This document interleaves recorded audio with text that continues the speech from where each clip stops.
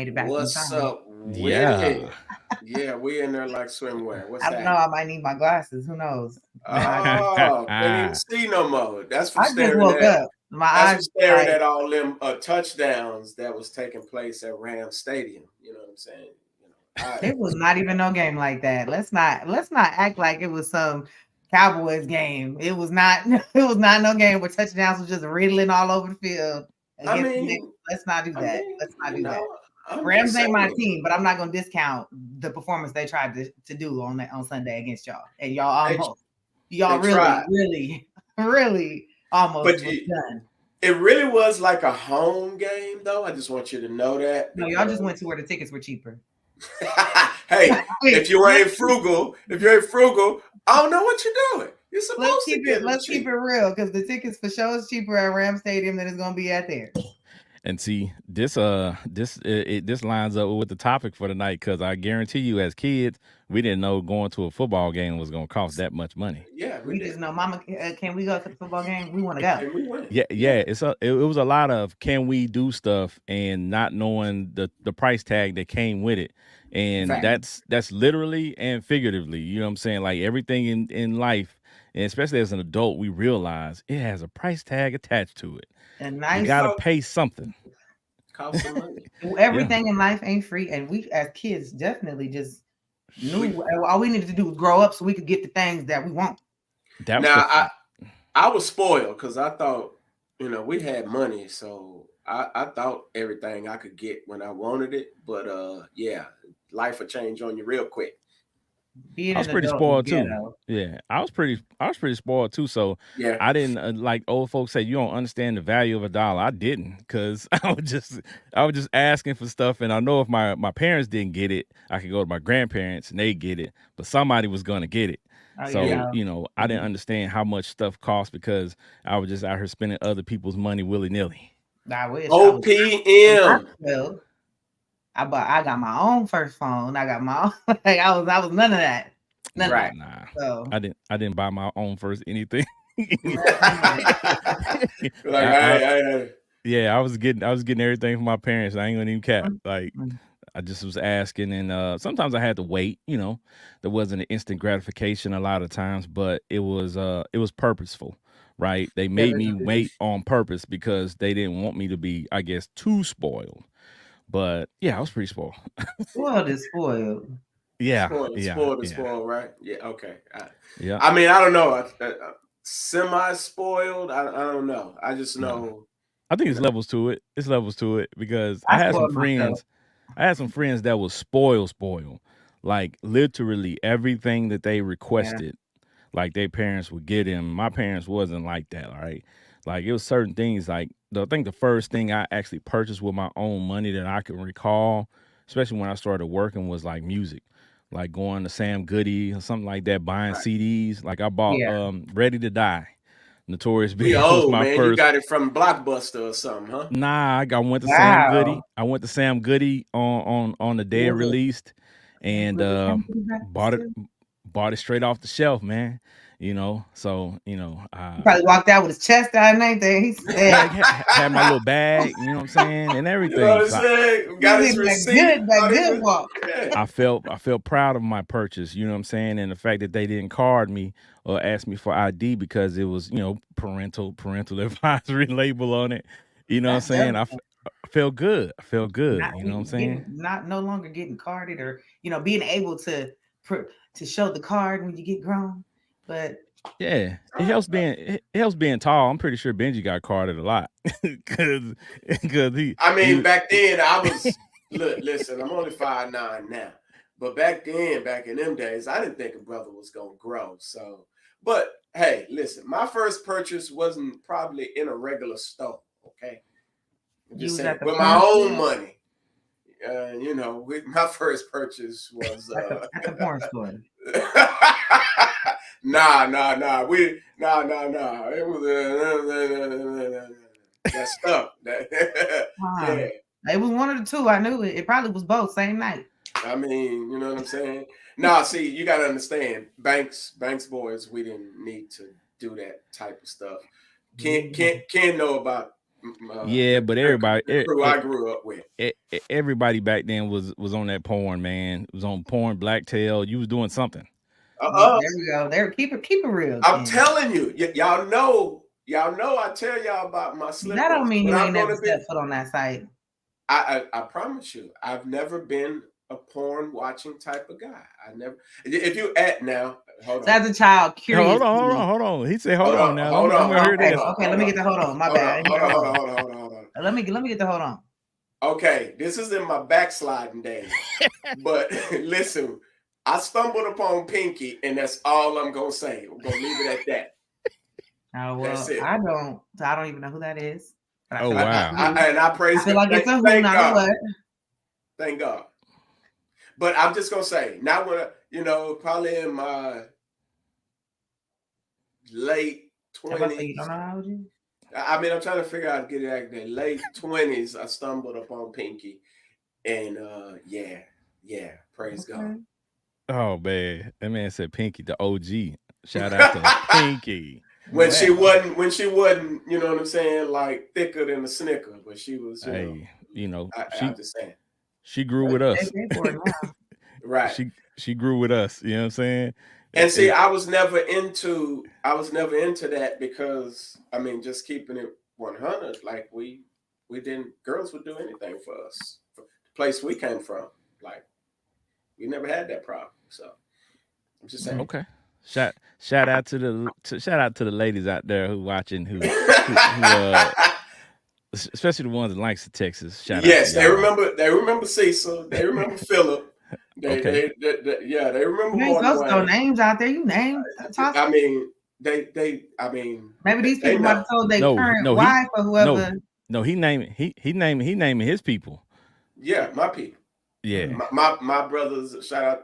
Yeah. Them folk gone, but my folk, they know who we were. They know the Banks boys. they trust me. All right. All right. Jesus. Yeah. Right. All right. Well, tonight we're gonna be talking about, this is episode 138. We're gonna talk about all grown up. And we were having discussions, we come up with ideas for the episodes, and it's a lot of things that we think about on a daily basis that we like, man, this is not what I expected, right? From my adulthood, whether it be good or bad, it's just something that we couldn't see, right? I mean, for us, especially now in 2023, so much has happened that I was like, man, like I could not envision any of this as a child, right? I'm thinking, like, especially with the pandemic, I'm thinking that was going to signify the end of the world if we had something like that actually occur. It's like, so for us to actually live through that, that was mind blowing to me. Right, and I mean, as a grown up, seeing it, kind of coming through the phases that we've come through, smallpox and what was it, swine flu. We experienced all that stuff as like adults, man, and like and dealt with it. Like that's crazy. Yeah, I mean, but none of them hit like. Yeah, the worldwide thing was shocking, right? Like I can remember when we were looking at the news and we saw over in Japan and overseas, and they were like, "Yeah, it's over here," and you saw people running around with masks on. You're like, "Oh, okay, they're gonna catch that before it get over here, because ain't no way it's gonna cross these borders, cross the water, and do all this stuff. Like we gonna be good." Legit, and lo and behold, they letting folks in from over. Like, oh Lord. Say, man, you already know folks come over there, lock them up and quarantine them, you know what I'm saying, for 14 days. Now, you could have just kept that small pocket of people in some type of quarantine somewhere, and it wouldn't have never got out, hopefully. But no, y'all wasn't doing that. Y'all were just letting folks in willy-nilly. That's what made everything so suspect, like. Yeah, it kind of did, but shout out to the government. We know how they do. But you know how the crazy part behind it. You know what I'm saying? Create a vaccine, make billions upon billions of dollars, and we got aliens. Everybody capitalize. Yeah, we got aliens. I already kind of figured as a kid when we used to watch the movies and stuff. Like I always believed that there has to be something else out there. And Roswell. Well, I mean, in the we live on the Earth, and there are other planets. So I mean, there has to be something else out there Whatever it Right. is, though, I don't want to see it, and we probably have Yeah. seen it Hold because I'm gonna tell on. you, Wait a minute. You don't want to. You don't, Ken. You can't tell me you don't want to know if there's somebody on Jupiter. I don't want to see it, bruh. Like it's too, Them niggas is probably aliens. it's Hey, somebody created a meme and they had an alien in the interrogation room. Like, why didn't you help black getting folks in smacked up. slavery? Yeah, Getting slapped up. Oh yeah, no, say that was hilarious. say man, but I'm telling you though, I think if we were to actually see an alien and it wasn't like something that was close to the way we look. Now, one thing I saw the other day was they were talking about like the creatures of the sea. A lot of Yeah. those maybe aliens, and you can look at them versus what the movie's showing, and you can kind of look at them and say, okay, that may be believable because when the submarine, when the sad story of the guys in the submarine that went down there and Yeah. didn't make it back, they were showing some of the creatures that were, Creatures down there. Yeah. that were down there really, really deep, and there was stuff that we had never seen before on the surface, Right. unless you go that far down there. And I'm like, it's a whole nother world below us. So Oh, But you can't what go make you into think it's that a whole space nother world above because us? it's too deep. that's What is always it? been my thought. 90% of the ocean hasn't even been excavated. Mm-hmm. So like Yeah. that stuff. I mean, listen, the mind. We could get into the God concept, but God is too vast, man. So we'll never figure him out. He's past finding out. So Yeah. So, but as a kid though, speaking of the aliens and stuff like that, we watched a lot of stuff on TV that influenced us, and I think that shaped our expectations for what would occur in our adulthoods because of the adulthood stuff we saw on TV, the adults we saw on TV, the stuff we saw them doing, and Mm-hmm. then we figured, when we become adults, we do the same thing or something similar, and a lot of that stuff is like, man, that's just TV, bruh. It ain't right. it ain't happening like that in real life. So that's what we want to really just focus in on tonight. I got a list of things, so I had them broken down so we could get to, what I'm saying, discuss a few different aspects of it. But I just want to start off with this one question to get this one thing from each of you. Okay, Trisha Michelle, what's the main thing that you underestimated about being an adult when you were a child? These bills. I think that's probably the number one answer Like, because on my like for timeline, that's what real. everybody put. Like legit. Like I knew it was bills and I knew there was rent and Right. but I'm like electricity bill 1 month be $500. Like, Right. hold on. And then, I Now you underestimated. see why your parents was like, turn them lights off. That's for real. The realest Facts. statement in the world. And that's all you hear is me like, turn the light off. Turn the light off. Like, and my uncle, my dad, turn the lights off. You're not in a hurry, turn the light off. Or shut the fridge. You're not eating nothing. Like, get out the fridge. You're just in there looking. And I'm like, dang, like, y'all extra. But no, they really weren't. Like, shut Yeah. it. Turn it off. Didn't want to pay that joint. They knew it was gonna be high. It's Yeah, these they wasn't extra. bills.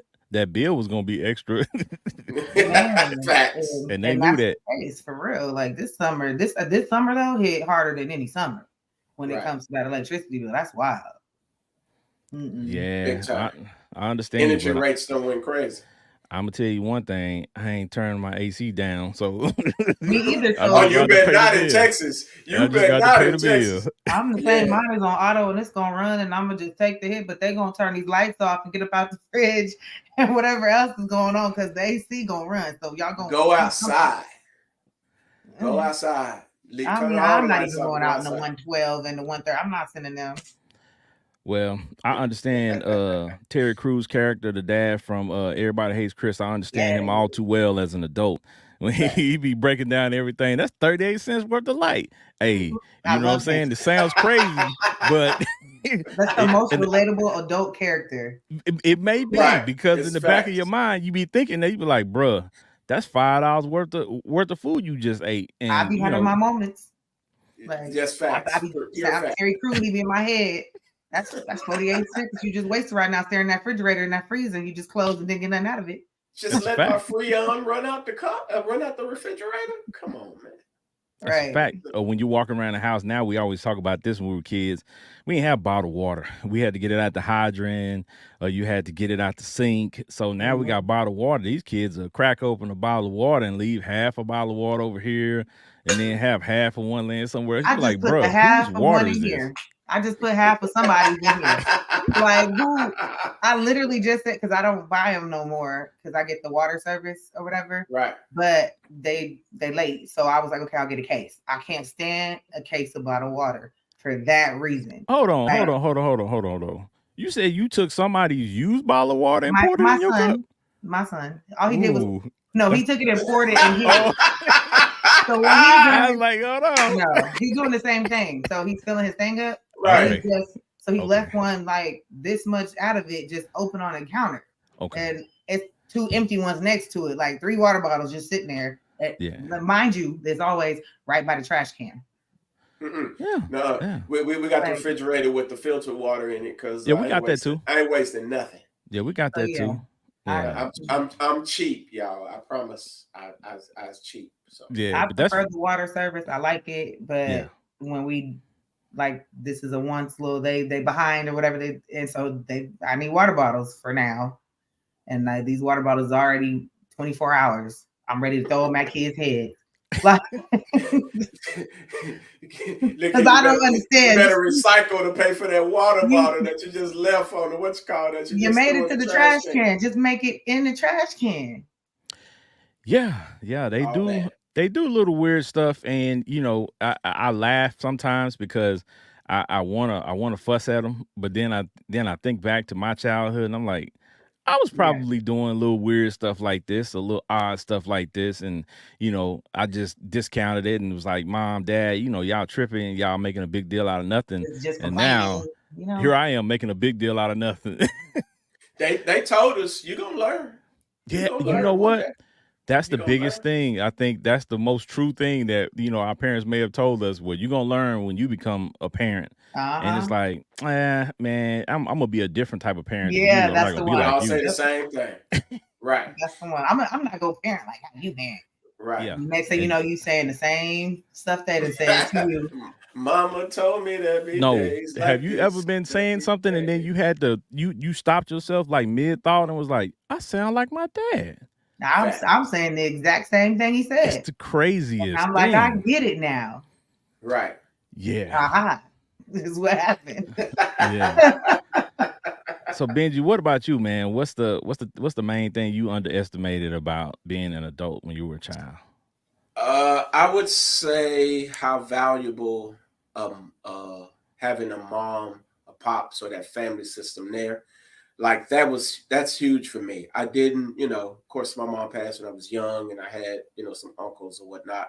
But listening at you being fussed at by your aunts and all of that type of stuff about doing the specific things, but not having that mom, that dad around, you realize how valuable, like as an adult, those conversations really are, or that advice from somebody who's walked through it, lived through it, can kind of give you, baby, put your money here. Like if you put your money over here, if you buy this car, you know what I'm saying? If you put, do this and do that, those little nuances, those little things like that, that always hits for me because as an adult, I kind of been able to freelance. You get what I'm saying? Just kind of figure it out as you go. You get what I'm saying? So without necessarily, school or whatever, you had a little guidance or whatever like that.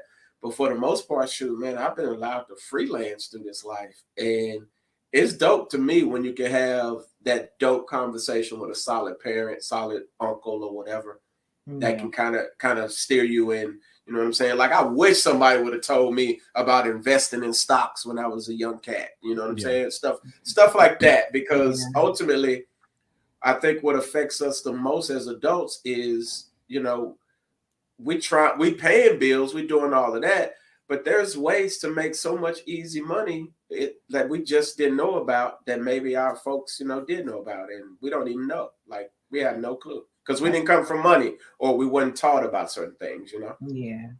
Yeah. That's true. Unfortunately, most of us are taught how to spend money, but not how to hold on to it or how to invest it or how to grow it. So yeah, that's a big one too because we often talk about the things that we're being taught in school, when we're growing up and all this stuff and how we apply it when we get out. And a lot of that stuff that we were taught, we like, I ain't never used that stuff. I ain't never used no geometry in real life. Like, but they took kind of like I guess what do you call it, home ec.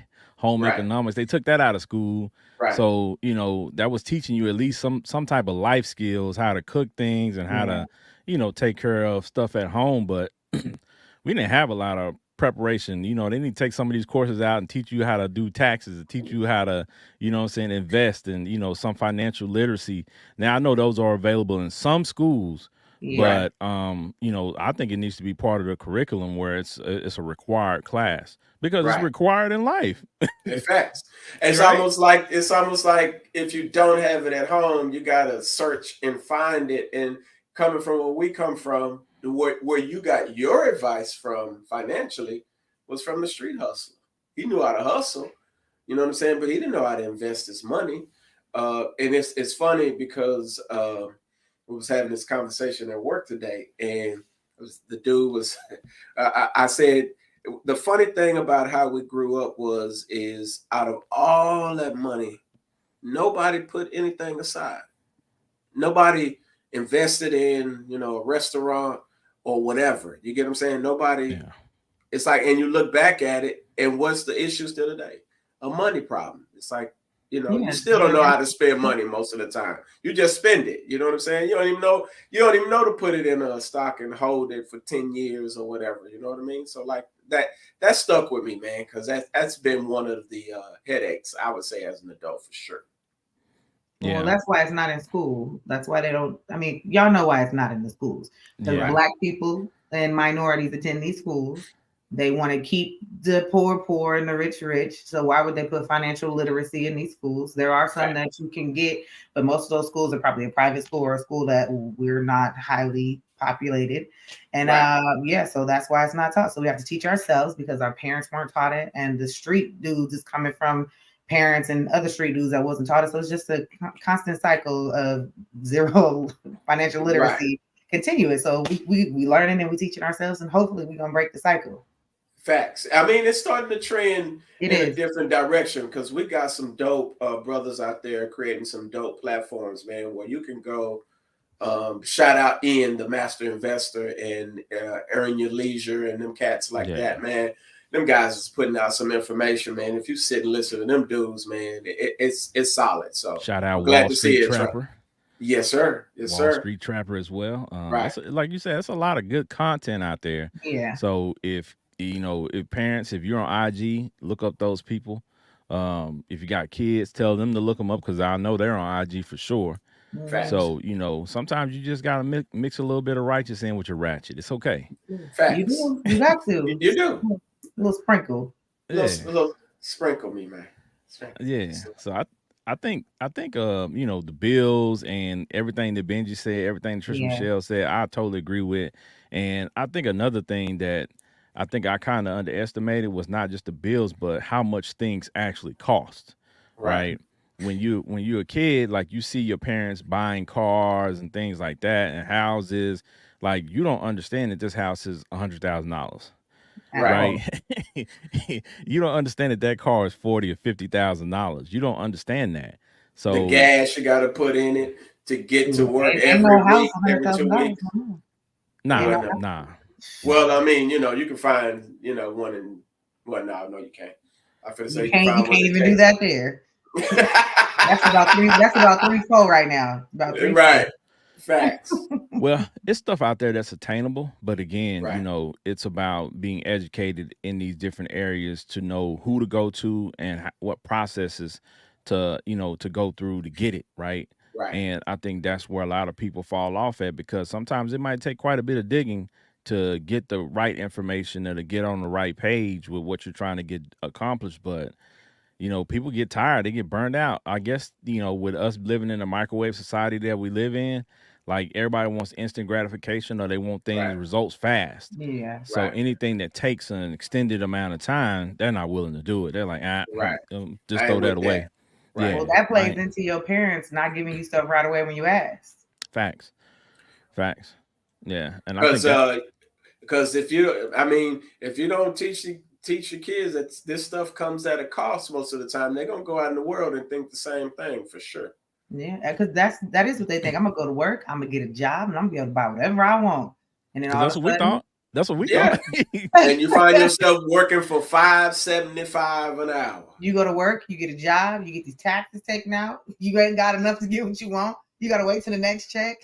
Like, Right. Well, yeah, you gotta tell these kids. Like I had to tell my sons, when they got out of high school, when they got their first little jobs, and tell them, hey, you're gonna have something on your check called FICA. You know what I'm saying? And you're not gonna know what it is, but you know what I'm saying? Like it's gonna be on every check. And every. the one thing that you don't have to have on your check is that CHSUP. So if you're not careful, you're not careful in life, Just that child support, huh? yeah, that CHSUP is gonna end up on your check. So if I Right. were Don't get you, none of that. I would be very careful because FICA is gonna take enough for everybody out of your check, right? Just facts. And I think, Man. and when I first got my first job, I didn't know, right? My dad them didn't tell me nothing about FICA, so I was hot. I was hot at fish grease. I got my little check. I'm like, as kids, we know, okay, if I'm making $8 an hour, I'm Facts. doing the math. I done already counted up how much my I check done is. did 80 hours. I done First day at already, work, you calculating already. I done already, Already. Facts. hold on, I done already spent it. I done already spent it before I got it because I Right. already know what I'm buying, right? Right. And Facts. then We when they always hand me that, know. when they hand me that check, I'm like, whoa, wait a Like, minute, happened? who is FICA? oh, look, after you, let me tell you what my niece thought. Because she just reached adulthood. She just got her job. She went to work. She been working for a little bit. And my mom told me this story. So, mom, if you're listening, my niece probably ain't listening because they too cool sometimes. But so she goes to work. She was sick. She didn't go to work for a few days. She get her check. It's not the math ain't math into her. So she talked to my mom. She in the background like, I'm about to call and I'm gonna go off because they didn't pay me my full check and blah blah blah. So in her head, she thought I'm supposed to get paid 12, 13, however much they make now, dollars an hour for 80 hours a week, regardless. Right. Even if she said, where is my money? For her 3 days that she missed, she was ready to go to war. And my mom was like, I know you're not talking about the days you didn't go to work. Mm. The little generation, like she really was upset. She was ready to go to town for her money. But you got to work for your money. You got to work to receive this. She was ready. She didn't. And she didn't have no sick leave, huh? Yeah, Nah, a lot of these little jobs, you ain't gonna have no sick leave unless you really got some, some benefits. These young kids, they be accepting jobs, looking at the money, and that's another thing. You have to explain to these kids. Well, when you accept your first job, especially coming out of high school and college, especially when you got a job, and they have some benefits, you need to have a conversation with these kids about what benefits they should be looking for, right? Yeah. Right. Because some of them just taking jobs looking at, okay, I'm making this amount an hour or this amount per year. But even when you break it down per year, I've had to explain to different, young people that, okay, say for instance, if the job offers you $100K a year, but you're basing it on an 8-hour day. But if they have you working 12 hours a day, it's the math ain't gonna be mathing, right? Right. You're making less than what you calculated. So is that $100,000 a year job really worth, what you're doing? Because maybe you could be working somewhere else, making, working less, but making the same amount, so on and so forth. So those are the type of conversations that we got to have with our kids because, I'm not saying that everybody's parents did, because some people's parents did, but a lot of our parents didn't because, they didn't have that conversation from their parents. So they didn't know they were supposed to tell us. Right. Mm-hmm. I literally just had that conversation with my daughter in the car because there was a post on Instagram that said, I don't know if y'all seen it. I don't even know if maybe it might. No, I don't think it was one of y'all that posted it. It was the amount you need to make per year in certain states.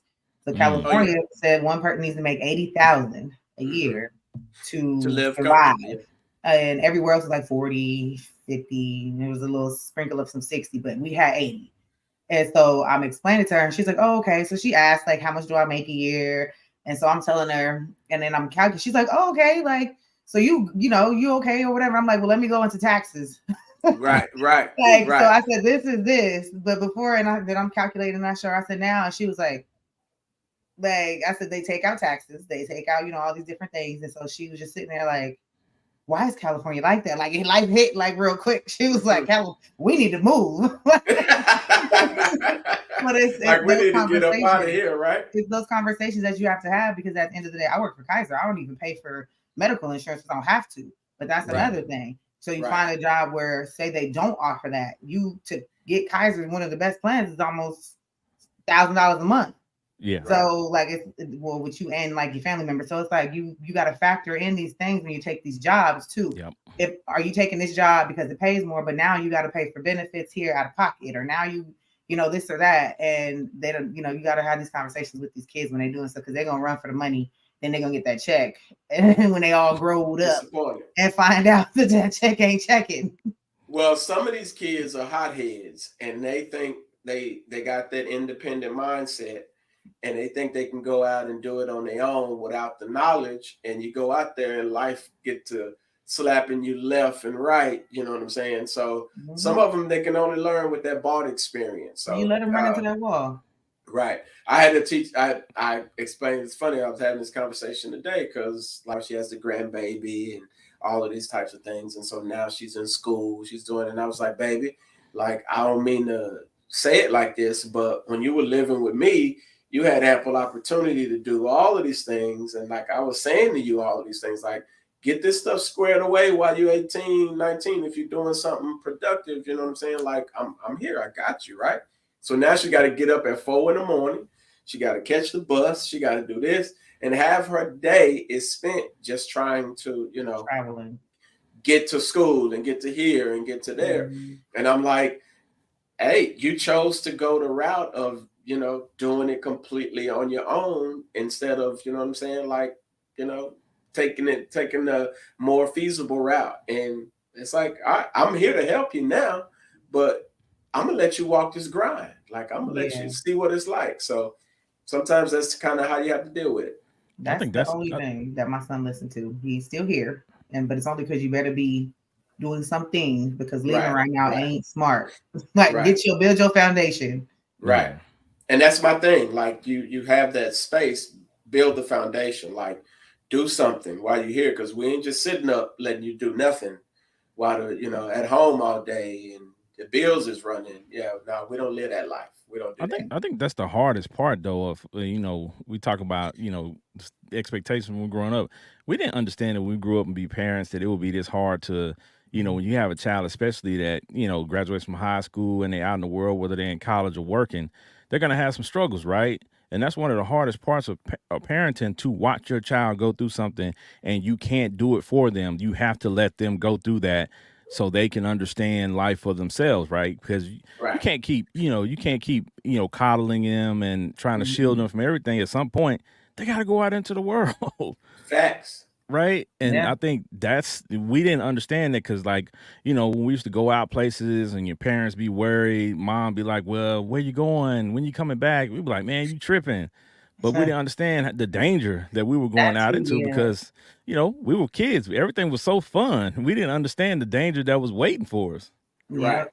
So, I think that, that's one of those things that's underestimated when you're a kid because, listen, if you don't have kids, parenting is hard. Yeah. It is not for the faint of heart, for sure.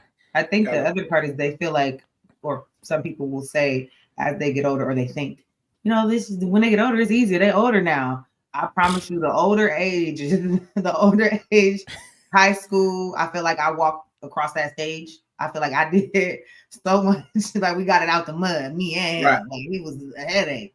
Like, but it's as a kid coming up, not even thinking like when I have my own kid, because when they be like, watch when you have your own child. Yeah, watch when you have your own child. Because like, yes, it's serious. You be ready to get them joints back. And you are going to be raising little miniature yous, whether it's the good side or the bad side or the blended. You're gonna raise a miniature you. That is facts. I literally sit and watch my son be like, this kid is exactly like me. And it's crazy to see it, like, but in a pure state. Like my baby boy, my Joe, it's like the purest state. It's every time I see it, it's dope. I'm like, that should have been me at that age, that pure. Like that mind, that idea, that concept. And it's just beautiful to see in that pure state. Like it's like I value it because it's like, man, that's how it was supposed to be. But Right. it's crazy when you think about it, because yeah, you are raising a mini you. It's like he thinks like me, acts like me, walks like me, talks like me. Mm. I'm like, man, this is crazy. So I love seeing it though. Yeah, and I think that's an important piece of it too, to be able to recognize the missteps that you had and be able to Yeah. point them out for your children. Facts. And even if they're not listening, you have to at least share with them, because as I often say, as kids start to transition, I had to have that conversation with my boys about the difference between dad and Ken. We two Right. different people, right? When I'm at Mhm. Right. home, I'm dad. When I go out into the world, I'm Ken. And at Right. some point in your life, when you start to get more into an adult aspect, you're going to see more aspects of Ken than you are dad at points, because you're becoming a man. So Right. I'm going to have to talk to you as a man. Right. So that that view you had of dad might change a little bit, because Mm. the conversations we're gonna have to have is gonna be a little bit different when you 25 versus 15 or versus Yeah. 5. Is it the conversation is gonna be way different. They grow So up Right. with you. right, well, yeah, for some of us that's actually true, because I had my first child at 20. So Yeah. he literally, like, as I grew and I learned things, like he was growing up learning things too. So I've had to even explain that to him, that there's some things that we probably missed just Yeah. because I Right. didn't know, because he was our first child and we're first time parents. Like, we don't know. Yeah. Right. Right. We're just doing what we saw done for us. So was that That's the trial and everything? error. Yeah. Was that everything? No. No. We gonna miss some stuff. So don't expect perfection from us, and we don't expect perfection from Yeah. you. From you. Right. Right. So we understand that it goes both ways, and there's gonna be some turmoil there, between the kid and the parents. But hey, that's life, man. You just have to learn how to work your way through it. Facts. I Yep. agree.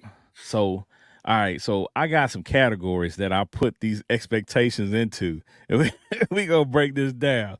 So I didn't put them in any certain order, but one thing I was laughing about was, when I was a kid, I thought that when I would make my own money, that meant that I could go crazy at the grocery store, that I could go crazy at restaurants buying any type of food I wanted, because that's what the overall thing was, right? You got your own money, you can go buy whatever food you want, and the food is gonna taste amazing everywhere you go. And That's another one.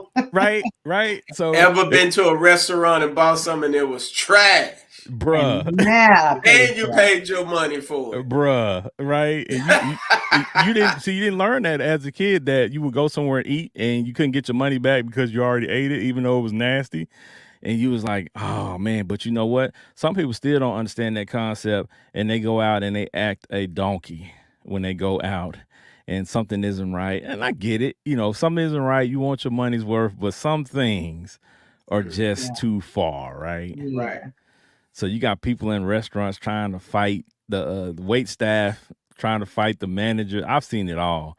And I'm like, these are supposed to be the upper echelon establishments. Like, now you see why on some of those TV shows where they say, oh, you got to have a reservation, or these are for members only. Like, you were like, what are Yeah. they trying to do? They Man, they trying to trying to weed out the bullshit. they trying to weed out some of these people that, what I'm saying, I ain't gonna necessarily say don't belong, but some people just really don't belong They in just certain. not ready for that experience. Yeah, Exactly. They ain't gonna yeah, act you know right. what?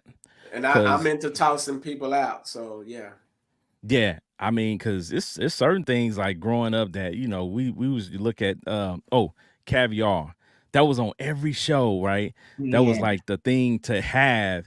And when you get older, you're like, oh yeah, let me go I'm ahead gonna and get try some of something. that caviar, right? I Man, think I that's ate some. out. Mm-mm. I ate some of that You, stuff. I was you, like, you don't like caviar? yeah, So you must not like oysters neither. nope.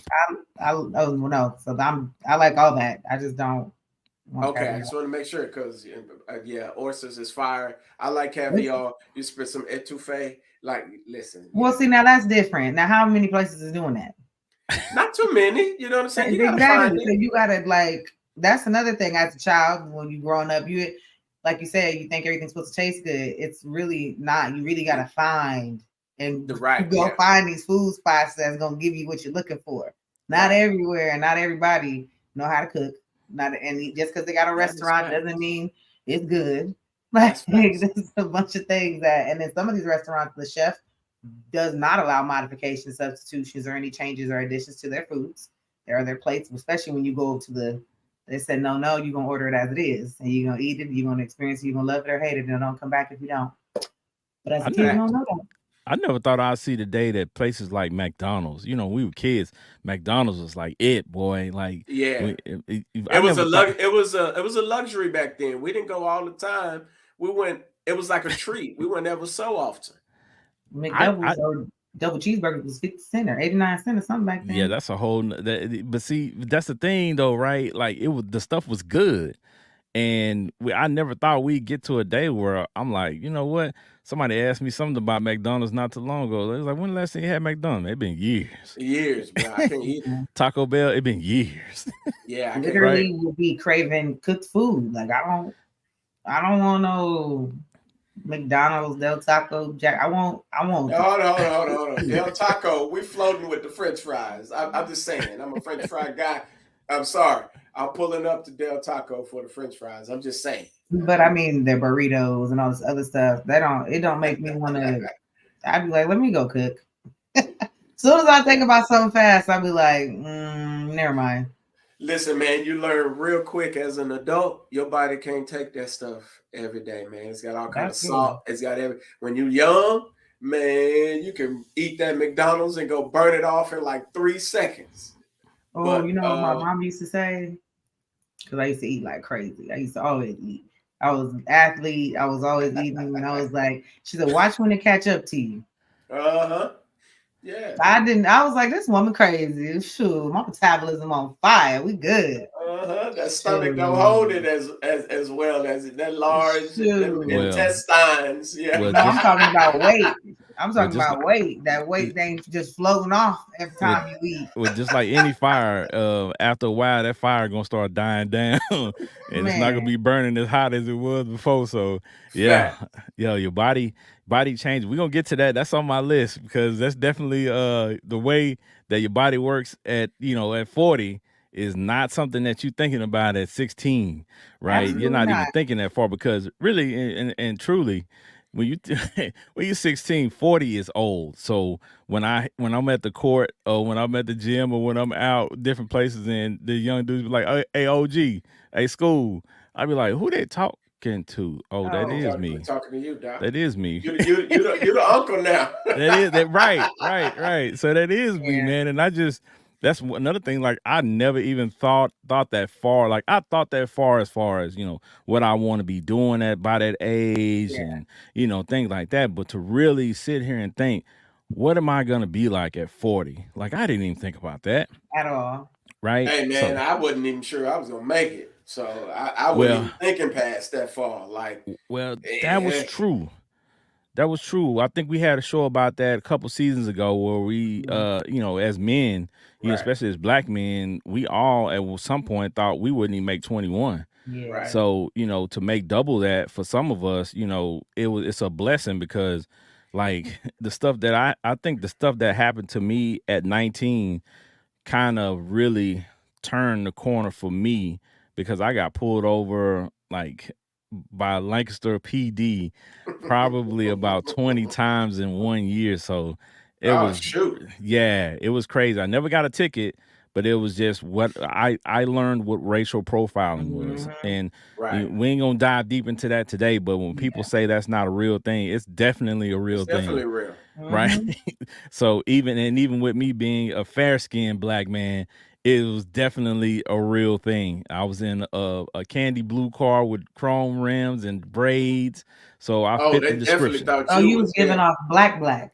Yeah, I fit the description. So when Yeah, people say that they fit the description, I fit the facts. description. So, it was things again that we my parents was trying to tell me, my dad was like, turn that music down in that car because you're drawing attention to yourself already.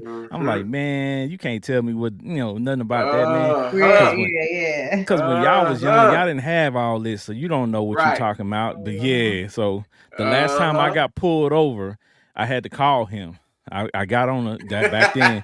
We ain't had these cell phones, so I had to call. I had to get the little payphone You got to at the hit that little payphone around the corner. at the stop and go where they pulled me over at, and I called him. I said, "Dad, they pulled me over again." He came down there and talked to him. We went down to the precinct. I never got pulled over again. But I learned what racial profiling was that day.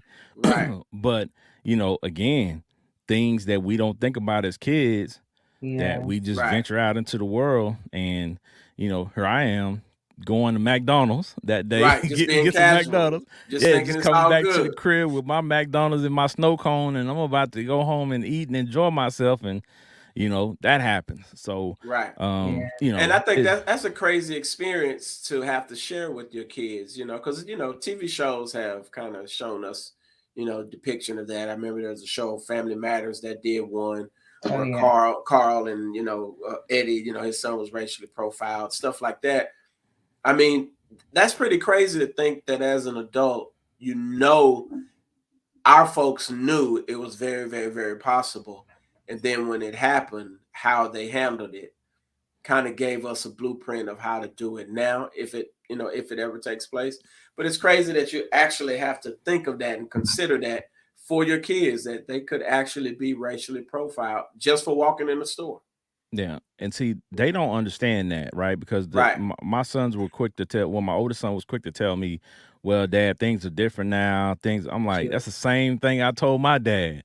Yeah. Things are different, and Yeah. he told me, "Nope." You know what I'm saying?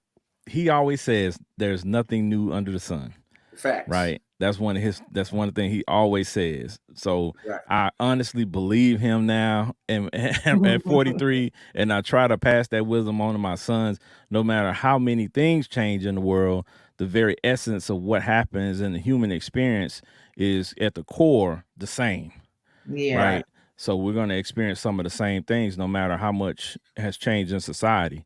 So Right. those are things that we try to help our kids with, but it's one of those things where some of the stuff, they're gonna listen, and some of the stuff they're just gonna have to experience. You You Right. know. know, what's another thing? What we're taught in school, the history Hmm. that we were taught versus when we get older and we learn, ain't the same. That's something Right. that was different too. Right. Because you Yeah. gotta it's an identity thing. Like Hmm. we would talk, slavery, but when you I really grew up and research it, said, right. "Oh, there's more. Right. Oh, this story is really this. Oh, Right. Yeah. oh." So yeah, I think that's a whole nother one too. We learn how deep that stuff really is.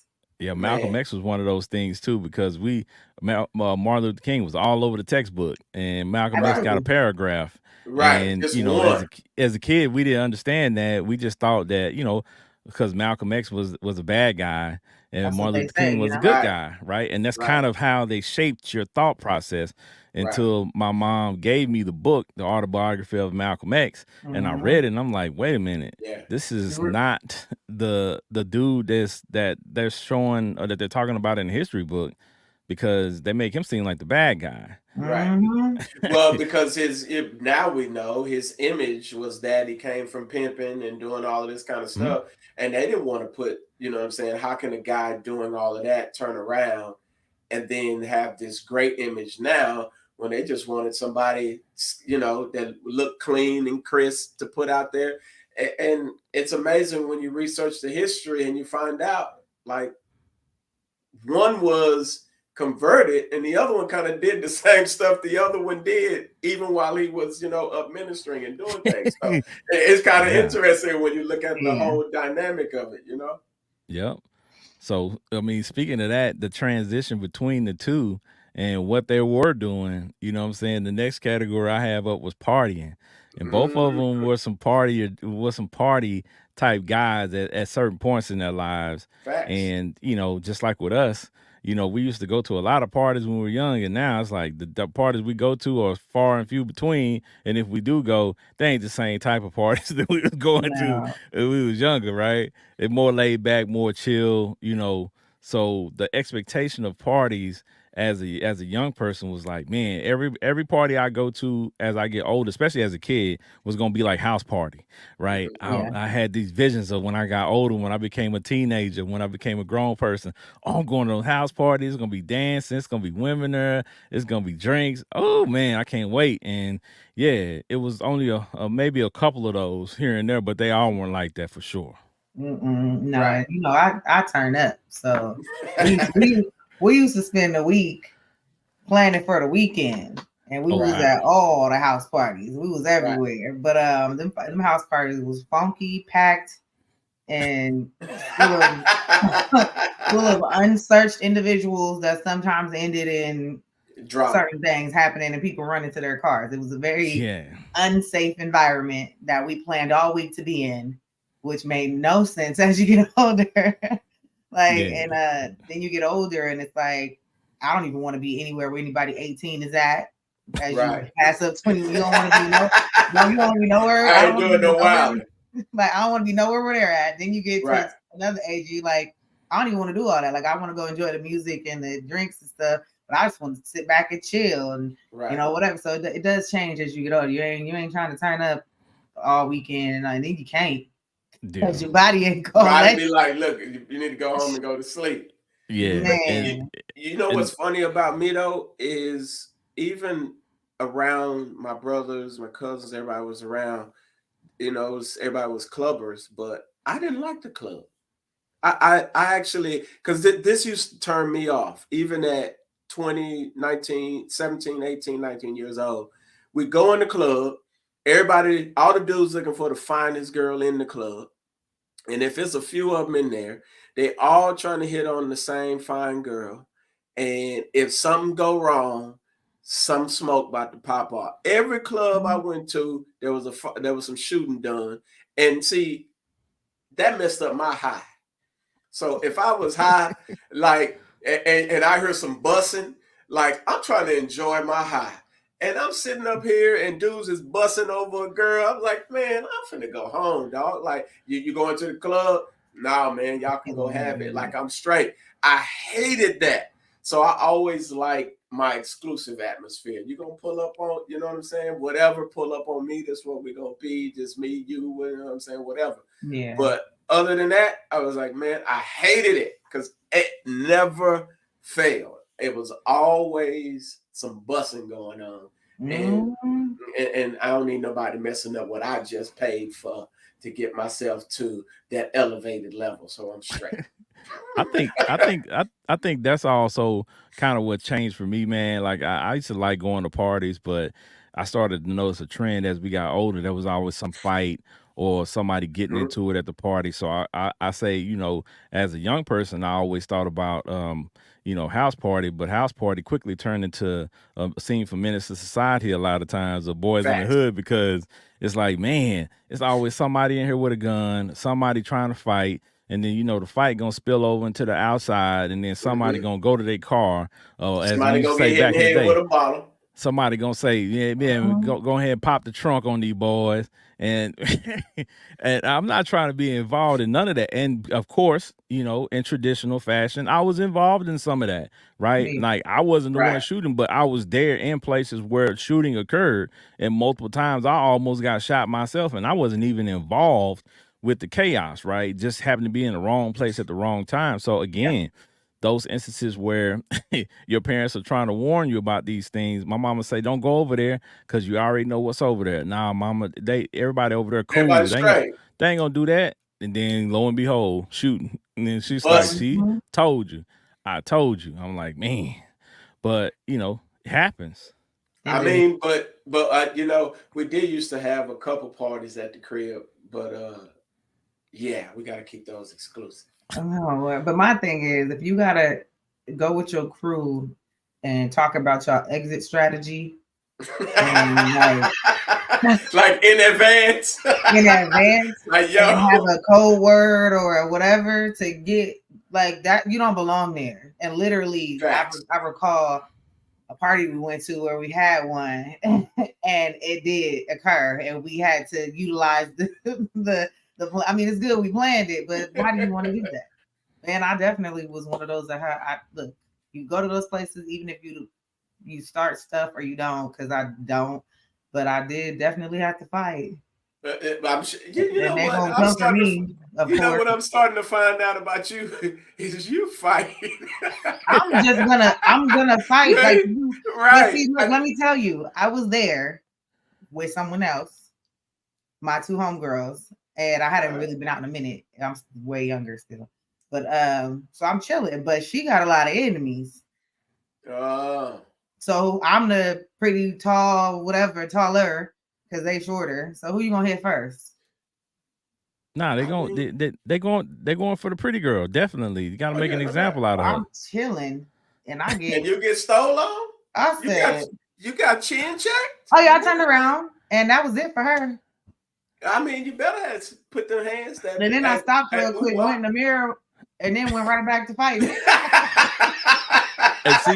And see, you know what? You know what's crazy? My dad used to always say, my dad, shout out to him, man. That's my OG. He give me a lot of good game. He used to always tell me, if you got to take a gun somewhere, you got to plan on taking your gun with you, then you don't need to You be shouldn't going where go. you're going. Facts. Yeah. Right. So, that was a rule of thumb too, because I mean, when I got of age where I could carry a gun and I bought a gun, he was like, man, if you got to be carrying that pistol everywhere, then you probably don't need to be going where you're going.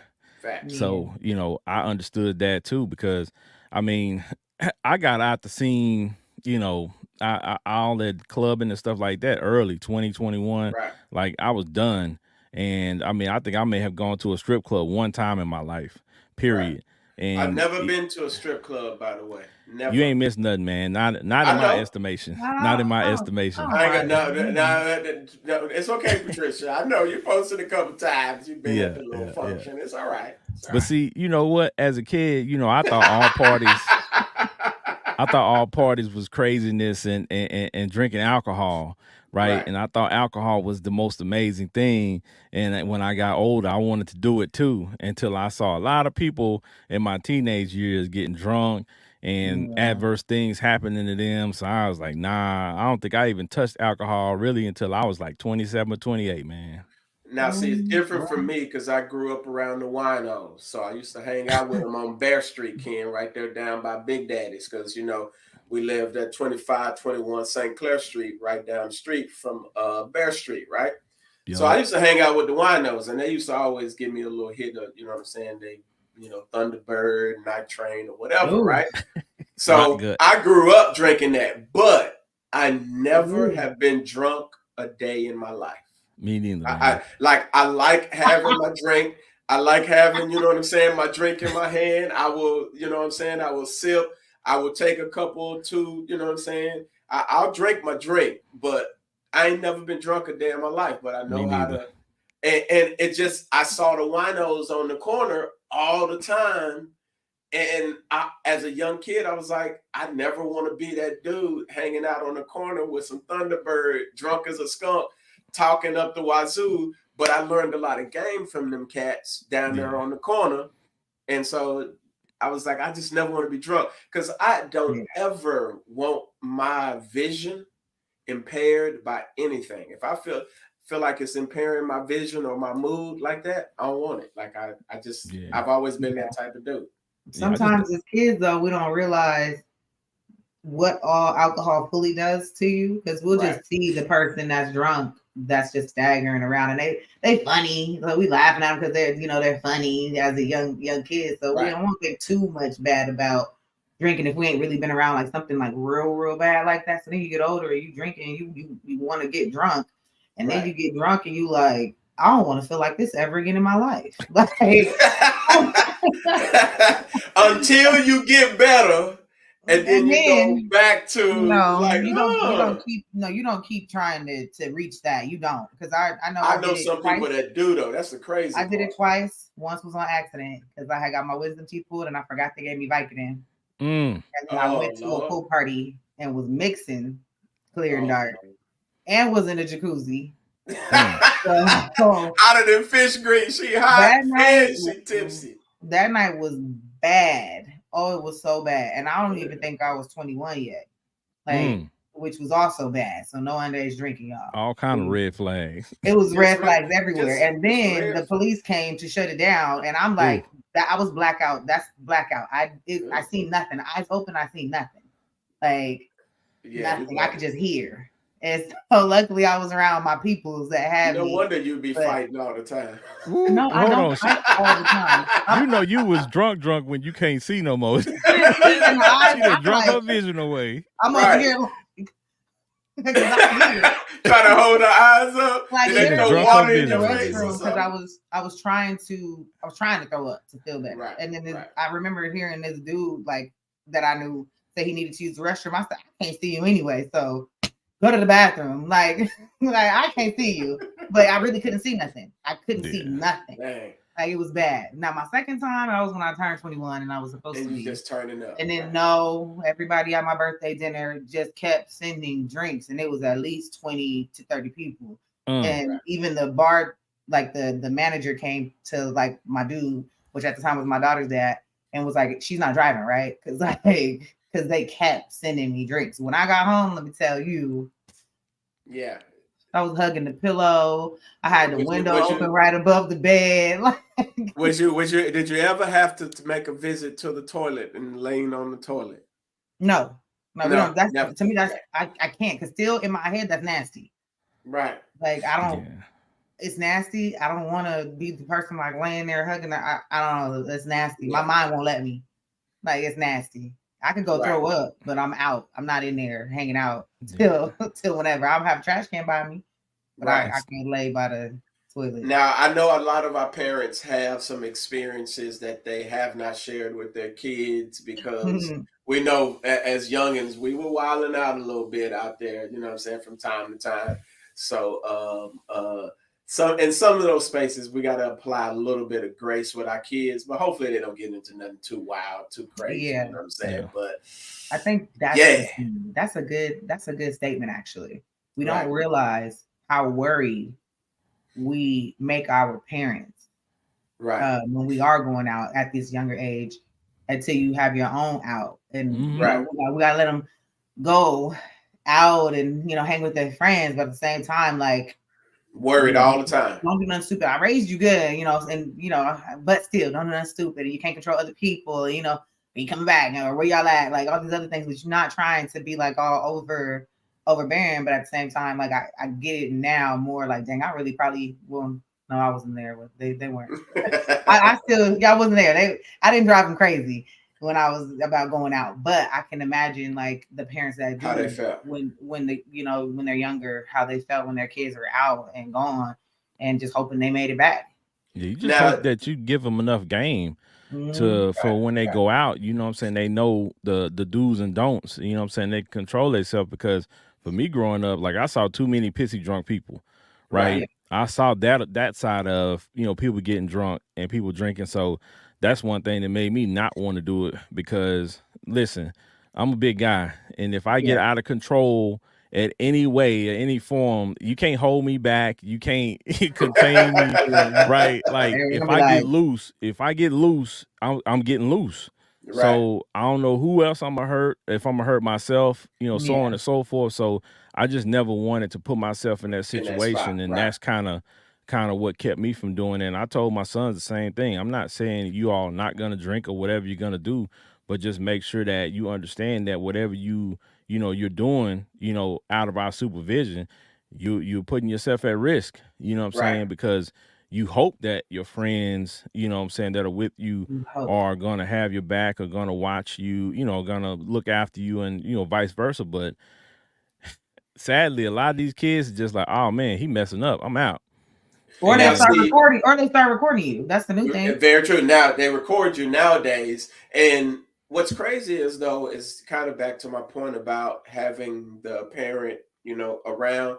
Like again, we kind of grew up.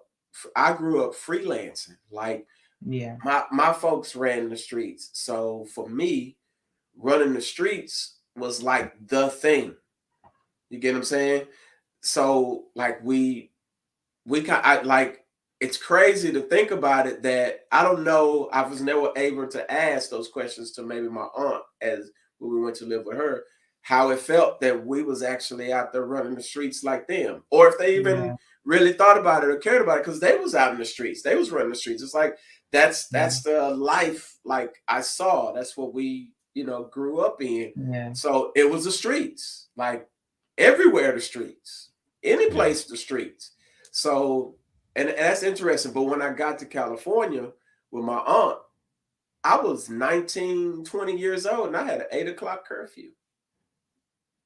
I Wow. couldn't go. They wasn't playing no games. Like they was like, you need to be in this house by 8 o'clock.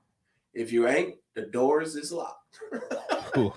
Well, that's pretty simple. That's pretty Right. simple. And it was like, I was like, what? I'm I would used like to some shelter. I would like shelter, right. so I will be here. There, look, there's Right. no gray area there. Facts. Right. Gotcha. But I'm used to running the streets and wilding, and here comes, you know what I'm saying? Now Rules. they well Mhm. off. There's rules, there's regulations, there's consequences, there's all of these things which I done learned for the first 19 years of my life, and then here comes that space in between 19 and 20 where it's like rules. And I'm like, 8 o'clock. You like, what is those rules? I'm like, 8 o'clock? Like, we don't even get up. Like, I don't even go to bed till a certain amount, and we ain't getting up because we didn't work. I didn't get up to punch no clock. So we was in bed till whenever we wanted to get up or whatever. We dictated our day around what it was going to be like in the streets. And most of the time, streets is the nighttime is when, you know what I'm saying, we breathe. Mm-hmm. You know what I'm saying? So that was like the thing. And to come out here and experience that, it was a culture shock. It was, I was like, yeah, this is crazy. To go from raising yourself and no rules, yeah. To instantly like, and it wasn't like a cut like you had a couple times to like kind of wild out and do whatever you want to do. It was like, don't have them girls calling my phone because this is 97 when we had still had the house phone. Oh yeah. Don't have them girls calling my house. And I'm like, what? Bro, like we couldn't, like it was crazy. So to go from that to under them rules was kind of a trip. But I will say it was probably the best thing in my life that ever happened to me. Because I'm alive today because of that shift from Texas to California. So yeah. And I want to kind of transition from kind of that to, when we brought up the friends and things like that and how they play a role in the expectations that we had and expectations that we have for not only our children's friends, but our own friends. And one note I have for the social expectations is most of us thought we keep our childhood friends the rest of our lives, right? When you're growing up, your best friends, when you're children, you're like, man, these gonna be my boys forever. You know what I'm saying? These gonna be my homegirls forever. And then as you get old, it's kind of like, dang, right? People change. People, people move away. Those type of things, and that affects your life. You know what I'm saying, in a negative and a positive way, because sometimes you have people, like I've had some of my best friends move to different areas and lose contact, and then you reconnect with them years later, but you don't know their life, in that space that you all weren't together. So now you're hanging around with this guy, and this guy been into some other stuff over the years that y'all wasn't together. You're like, folks literally thought I was dead when I left. Like when I popped up on social media, it was funniest thing because nobody knew where I went, what happened, what was going on, and I didn't pop up on social media until like 25, somewhere around there. So I had left and nobody knew where Benji was at all, except for some family members or whatever. But yeah, it was funny because I still remember the exact day, the time, the moment, and folks was like, "Is that Benji?" It was like it was crazy because nobody knew. I just disappeared. We definitely thought you were dead. That was the word on the street. Right. So we were like, dang, man, hate that happened to my boy. You know what I'm saying? And then lo and behold, he appears on social media. And that's funny too, because it's like, as kids, we didn't have no idea that there would be some way of us talking to somebody through the computer. Right.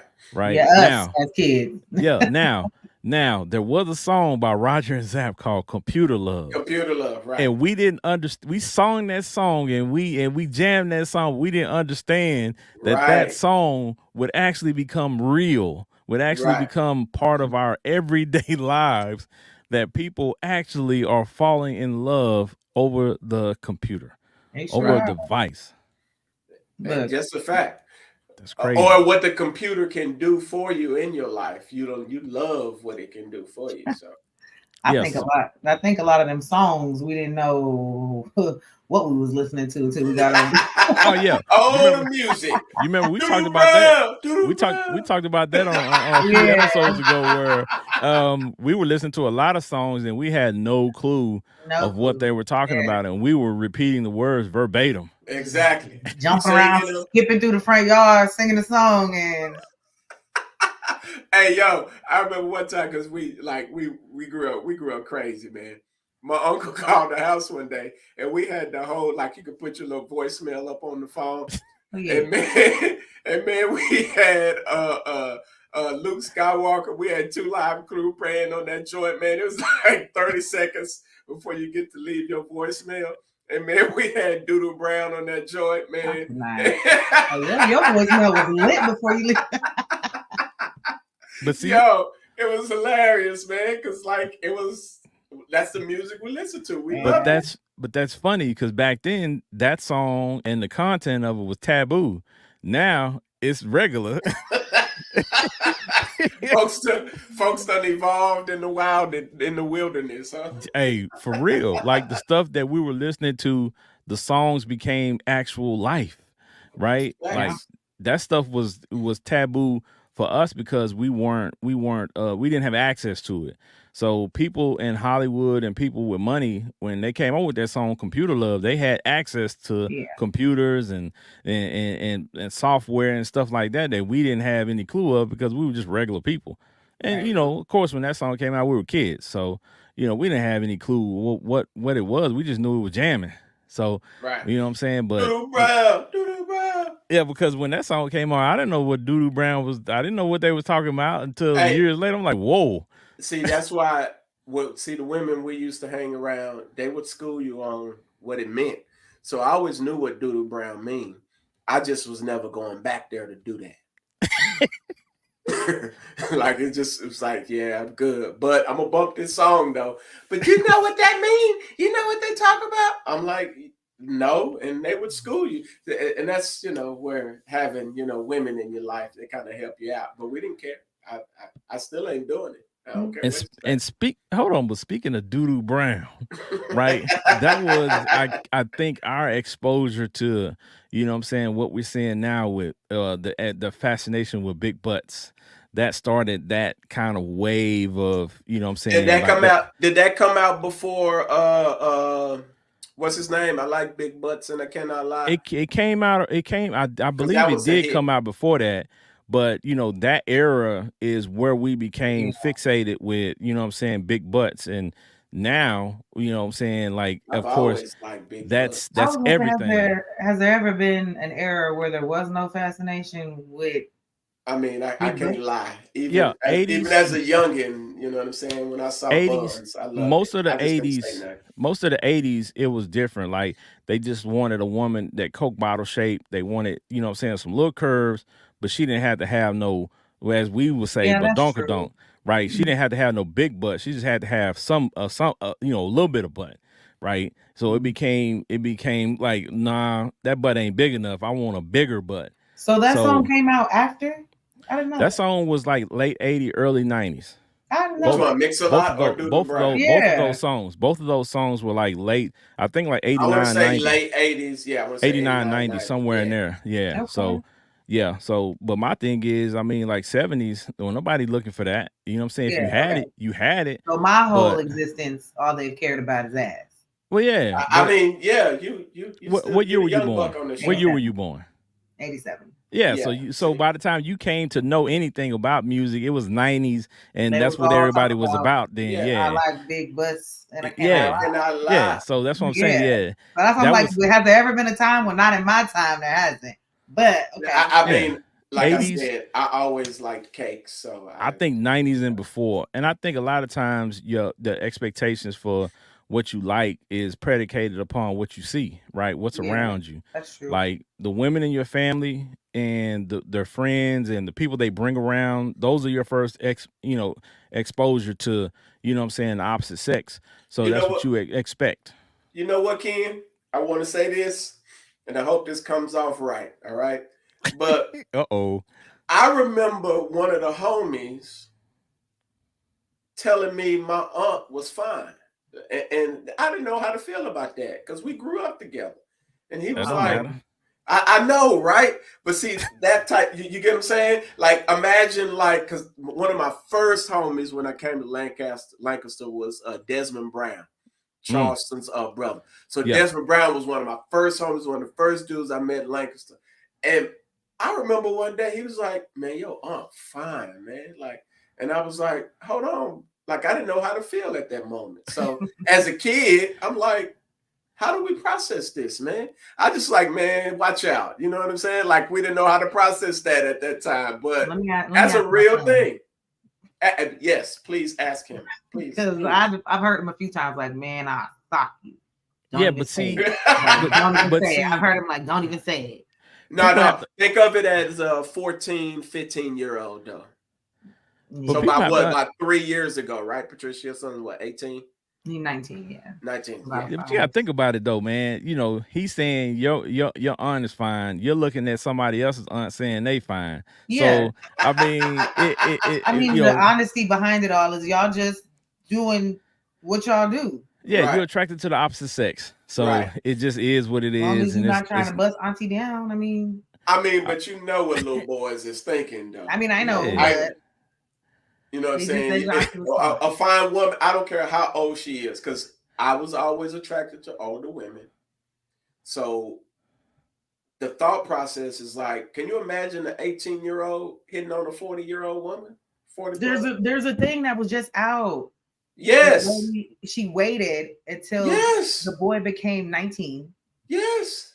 She waited, and I don't know what age he was since she was waiting. I think it was either 14 or 16, one of the two. She waited until he was 19, and now they are just happily, and I think she's like 40 something, Right. and that's insane. It's crazy, but he's But what is this 19-year-old outside of that? Because he still don't even know that. right. Like, what is this You think 19-year-old he don't know doing? that though? There, you don't. At 19, you didn't know everything. No, you didn't. But we're in a Yeah, faster you didn't know culture now. everything. You did not know all that needs to be known within this bedroom. No, Man, I know. talking about I own. 19. Some We people 39, 49 and still don't still know it don't all. know. That's what. That's So facts. So But yeah. see, we what grew up pretty exactly? fast though. We It What don't learned. matter exactly how are you doing fast for you this grow up. 40-year-old? You think you know, but you have no idea. I mean, but I mean, I want to say this: if you grew up around certain girls, the girls taught you the game. I Those are Girls promise those you, didn't. man. those There was are a lot of groomers. mannish girls. I know They we were was looked at as mannish, but I like, bro. I like we ran into some girls that taught us some Groomers. stuff. You ran into groomers. unless they were older women, like they weren't teaching you nothing more than Yes, I ain't they talking weren't about no teaching you. 18, You 19 talking year about old. older women? That's Yeah, that's what I'm thing. saying. I Is ain't you talking about no talking? 18, So you're 19 year talking old about women. groomers He, because he that's what they talking about are. he talking Yes. about R. Shelley's. He talking about the R. Shelleys in his life, Right, our Shelly. So it's and like you I know, literally like that's that. Or all Shelley. that they're doing. and And then R. my thing is, she had to keep in touch with this child in some type of way, Yes. following him, something like to finally like, okay, hey, Right. 19. we call that we call that back in the day red shirting. You know what I'm saying? You give somebody a red shirt until they're ready for action. Right? When you go Man, to a football team in college and you're not ready to play Mhm. yet, they give you a red you're a shirt red shirt. until you are ready to get on the field for action. And so you remove the red shirt, and usually that's a sign that, he or she is ready for the game. So, Ready to Fact. go. yeah. Green light. So, all I right. mean, hey, yeah, that's things we learned as kids that we I pass think that's on to our another kids. thing growing up. When you reach a certain age, you just knew once you get ready to get to do, it was gonna be everything. But you realize once you get older, you got a lot to learn. Well, Yeah, yeah, facts, it's facts. and it's ebbs and flows to it, right? Not every experience you have is going to be the most amazing, right? That There are too. going to be some experiences that are subpar, that are, that It's are gonna be Right. like that subpar. meal that you went to go eat at that restaurant and you was pissed off that it was nasty. Yeah, And just like on top of that, if you didn't know what your pullout game was, you ended up with a youngin. well, I mean, some people weren't taught the pull out, so Yes, they Some didn't know any better. people didn't care to utilize it. Well, yeah, I mean very because true. I mean they didn't Yeah, know, they didn't care to They still utilize don't it, care to use it nowadays. but yeah. here's the thing, just like Trish Michelle said. Just like Trish Michelle said, you go to a great restaurant and what I'm saying, the food is not what you thought it was gonna be. It doesn't taste What the you eat? same. The same thing goes for women. Some of y'all don't taste the same, and we didn't expect that. I knew You know Yeah, that what I'm was coming. saying? we We smoked a sack of you and your see strain wasn't selling good. see here's the thing. We heard about it, and it was something that what I'm saying, we hope that one day we will reach a point in our lives where we will be able to apply some of this stuff that we had heard from Learn, our yeah. big cousins and Yes. brothers and Hmm. people around us, and Especially them phone yeah, conversations it that just I didn't heard. turn Yeah. out the same way that we thought it was until much later. Then we figured out, what we were supposed to do. So, life was Especially if she just was pretty, Ken. Especially if it was like that girl that, you know what I'm saying, you was trying to get, you get what I'm saying, and then you gotta and Benji Well, see, had that here's experience. the thing. Benji So had a that lot of experience. these girls grew up. yes, bro. A I lot of these women, listen. look, they grew up without the education of what they needed to know, so they didn't know nothing about pH balance and all these other things. So they just letting y'all Ding ding ding ding come ding on ding. in, and y'all like, yo, like, Well, and what she ain't got no clue that there's a lot of upkeep that you're supposed to be making the kitty cat pretty cat. The factamundo. and Cause here's a yeah. But here's the thing, though. While we're talking about that, and you're talking about, our attraction to certain, things when we're younger, right? And the body expectations is something that we don't, take into context where not only our own bodies, but the bodies of other people, Other people, right? right. So, or I mean, we thought when we were younger that we would have flat stomach and abs and good knees forever. You know what I'm saying? And and that just ain't the case. Just like I used to think that when people had acne when we were in high school, I thought when we became adults, like that would just magically disappear. Luckily for me, I was one of the people, I never had acne.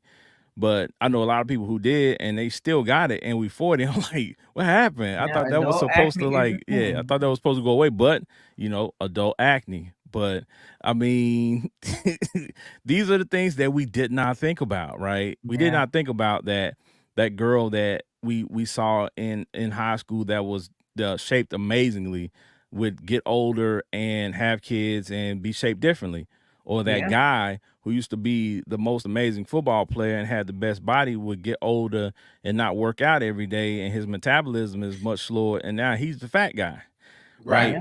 We didn't expect any of that, Right. but it's reality, right? And it's like Hmm. you look back at it, you're like, man, did I think that I was gonna look the way I look when I was a kid? For me, especially no, because the height I am now, I couldn't have told you that I was gonna be this. I don't think nobody had predicted that I would be this tall when we were kids. Right. Period.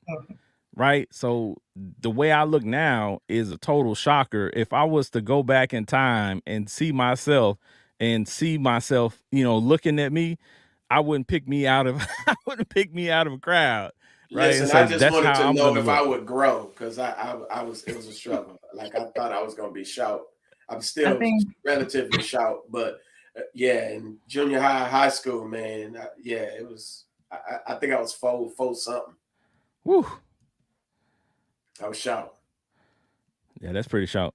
Yeah, I was Eesh. pretty short. I But think I was still on the football team, Lancaster football team, and I doing remember I what? used to, girl, you better recognize the No, no, no, 33 no, dive no, option no, no, reverse. no. I was a Doing what? beast. Doing Huh? what? Doing what? Basketball and football.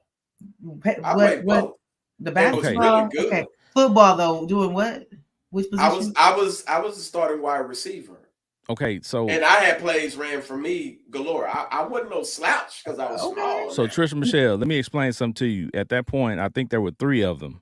there were 3 kids that we had that we grew up with that were all the same height and all the same size when Benji was during this time. We had Benji, we had Robert Jones, shout out to Robert Jones, Robert Jones, the and we shortest dude ever saw. and we had JJ Richardson. Those Yes, 3 guys were about the same height, but facts. they were great football players, amazingly. So they were Yeah. really Okay. fast. So they got the job done. So he's telling the truth. Like I No, I mean, believe him. I just wanted to know what position. I was just okay. I was starting, and I mean, I remember one year I was going to go out for quarterback. Quarterback was my passion, but Michael Smith, Ladarius Chambers was pretty good slinging that rock. But Michael Smith, tall behind, who was in high school, 6 feet something. I was like, man, I ain't finna go out for no quarterback. Yeah, I was He about to gonna say win it anyway. you weren't gonna win that one if Oh they no, had I had an arm. but they need a quarterback that can see. I mean, I wanted to so bad. I'm and to this day I'm still mad because I still remember it in press. I'm still mad that I didn't go out for quarterback. But I was a dope returner, You dope probably would have had the wide same results, receiver, but it's all that. okay. Everything happens for a reason. Yeah. Everything's happening for a reason. Exactly. Yeah, So speaking of that, we want to pivot a little bit to your job expectations, right? When you were a kid and the amount of money that you was going to be making, right? I think we all had that dream job in our head and we were going to make this, this amazing amount of money. And we had this idea of who we would be dating, what kind of house we buying, and what kind of kids and all this stuff we have. So Trish Michelle, give me an idea of, as a kid, young Trisha Michelle, what did you think you will be doing as far as working, money, your house, your relationship? Like, talk to us about that for a minute. Because the women definitely got this mapped out in their head when they're younger. They got it mapped out. And Thanks to I don't know Barbie and her dream house. Man, I'm telling you. So I was going to be a registered nurse. I was going to specialize in pediatrics department with the little newborns and whatnot. That was my thing. That's what I was going to do. That was my passion. I was going to be married by 25, 2 kids, a boy and a girl. My boy was going to be older than the girl. I do have the boy older than the girl. Could have been married by 25, decided not to be. And house-wise, it was just like a nice little picket fence. I was going to have a little Yorkie dog running around. I have that. The nurse thing I didn't do by choice, and I actually went halfway. I was done with the prereqs. I had 1 class before, and then I realized that's not what I want to do. So yeah, that was my little map of life, Okay, Benji, talk to us about your map of life. What did yours look like? That's evil laughter. He said he was Big Meech. Listen, we were supposed to be pimping and run. We were supposed to be pimping and running the block because that's all we. I'm just telling you, that's all we talked about. And I don't want to put my folks' business out in the street, but when I left Texas, they made that a reality, and that's all we knew. I will admit that I always used to say I wanted a girl who didn't smoke weed because I smoked weed. So I didn't want a girl who smoked weed. I liked clean girls. I've always liked clean girls. Like that was my thing. I hope so.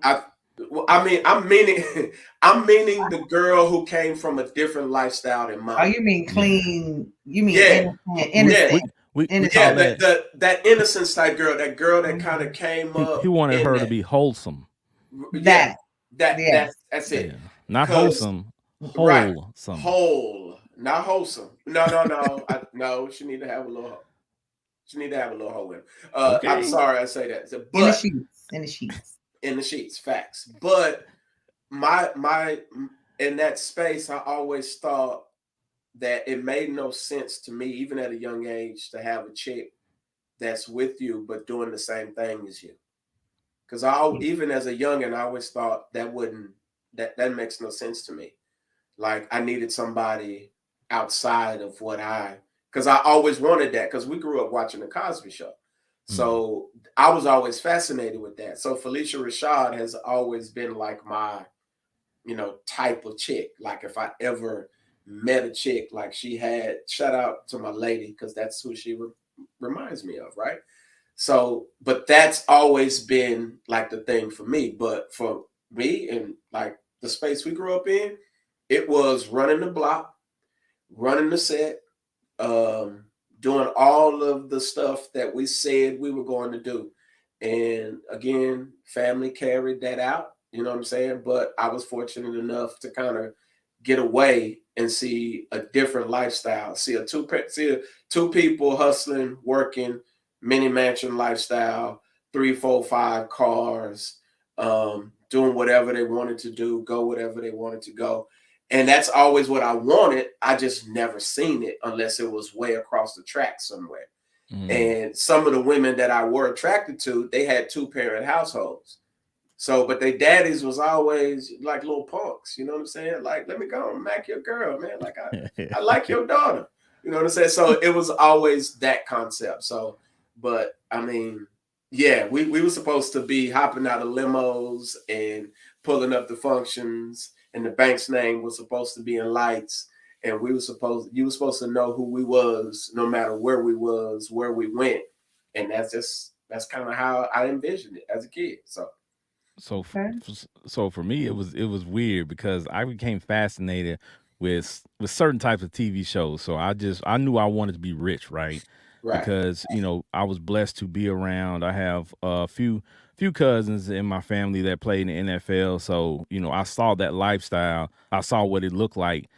Firsthand to ride in nice Porsches. To live in big houses and things like that. So I experienced that. So I was enamored by that as a kid. So I was inspired by Richie Rich, Scrooge McDuck, and the show called Silver Spoons, where they had Oh, big houses, toys and infinite supply of stuff. So I really thought that I would be rich. I thought I would be living in a 10-bedroom mansion. Okay. And the reason why I had the 10 bedrooms is the 10 bedrooms because I wanted to have between 8 to 10 kids, right? So everybody had their own room and their own restroom, So I had this stuff in my mind, but then I started to, when I got older, I started having kids, and I underestimated how much kids cost.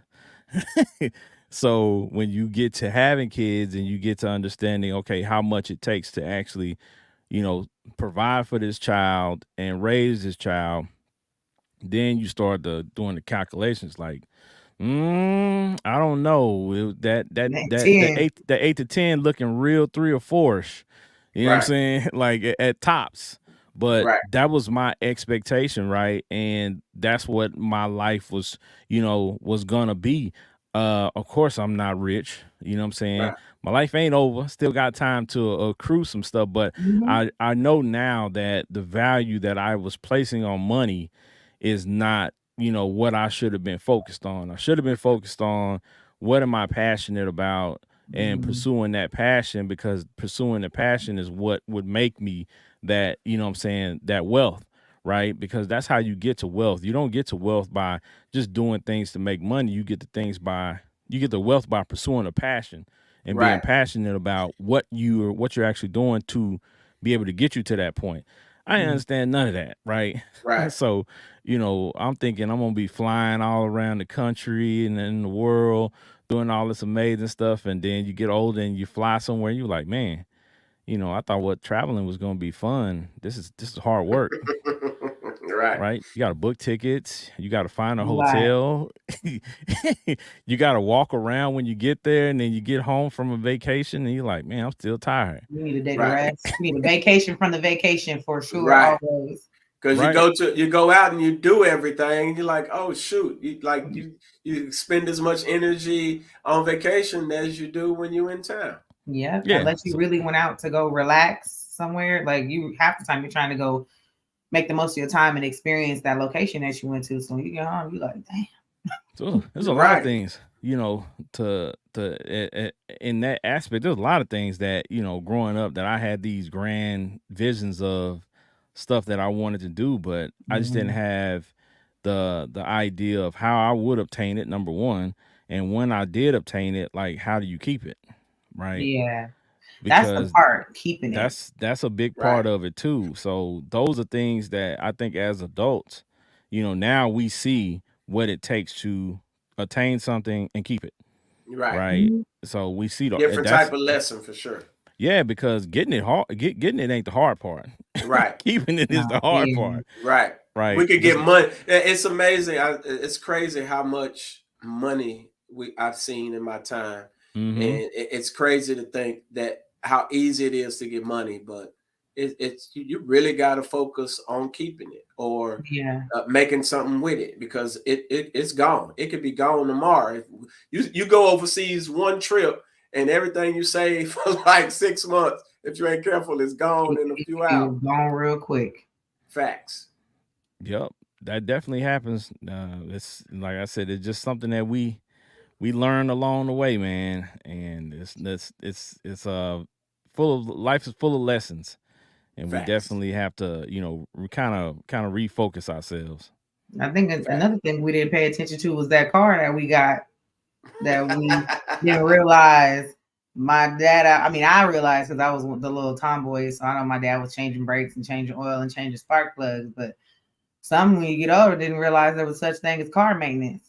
Now, what woman you know is thinking about car maintenance? Let me tell you, I real life, I changed my own brake pads and rotors and stuff when I was 18, 19. I called my dad like, so what do I gotta do again? Right. I really was on the phone with him and changing my brake pads and rotors. But I used to I'm my dad's other son. I'm my dad's other son. Right. So he treated you like, yeah, you know what I'm saying? I want you to know everything. I was learning things too, fixing. But that's actually a lot of my sisters are like that, especially my little sister too. We get under the hood. Right. Now, see, that also comes from not having stuff just given to you because, like, right, you had to work. Got this car. This all I got. I didn't figure out how to put it back on the road, and I ain't making this much money. So what I got to do that? See, I grew up around my aunts and some uncles, so I got both sides of that. But for the most part, I was taught how to take care of an entire house. Yeah. So like I grew up in a space, right, where you knew how to do this, how to pay bills, how to do this, how to do that, how to cook, how to do all of that stuff, how to, so that's kind of the space I grew up in. So that's natural. That's easy running the house for me because I was taught by some of the best who knew how to, you know what I'm saying, run a whole entire household. And that's how we grew up. You know what I'm saying? So your upbringing can be very beneficial to how you progress in life. So absolutely, because I cook my tail off. Right. Thank you, Mama. I saw you the other day with what was them egg rolls? What was them? The buffalo chicken egg rolls. I also made hibachi here at the house, and it was fire. Oh, yeah, them crab cake egg rolls is coming up. And you were talking about that. Oh yeah, it's fire. So yeah. I'm gonna ask y'all this before we get up out of here, man. So, we're talking about the car, buying the car earlier, and I think people didn't understand purchasing cars, right? We often joke about these little what we call tote your note places, and people, utilize those places to go and get cars, but they don't understand that it's a reason why they'll let you have a car even though your credit's tore up and the interest rate is crazy high, and they just want to get into a car. But have you all in your adulthood, have you ever fallen victim to anything that's predatory like that? Absolutely. Okay. Not knowing it for sure. It was matter of fact my first car. Not knowing anything about them places, I'm like, oh, okay, like I could go get this car up here. It's good, it's cheap, but it ain't even cheap once they finish throwing all that stuff all over it and fees and just all the stuff that goes on top of that. You locked in, and you could have had something else if you would have went to the lot, and it would have been different. Like, and who knew about going through your credit union and all these different things? Like, it's you don't know, so you go to the little lot around the corner that got the car, and then you got 130,000 miles on it and didn't even realize that stuff. So yeah, it happened to me. Broke down times, and I'm still paying for it. I mean, listen, I can tell you about a whole bunch of predatory stuff that I can't say on this show. So yeah, I'll just say this, man. Like we came up different, and it was wild.